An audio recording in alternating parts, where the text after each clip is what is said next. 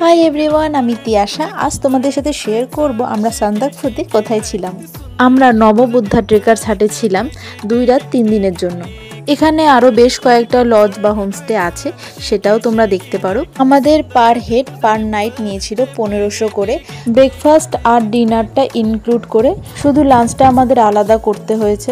এখানের রুমগুলো ভীষণ পরিষ্কার আর ভীষণ ভালো ছিল। তোমরা যদি এখানে গিয়ে হট ব্যাগ বা গরম জলের জন্য বলো, তাহলে কিন্তু তোমাদের আলাদা পে করে তারপরে নিতে হবে। এই দিনটাই ছিল আমাদের ওখান থেকে ফিরে আসার দিন। তো এই দিনেই আমরা শুধুমাত্র একটু রোদ দেখতে পেয়েছি এখানে।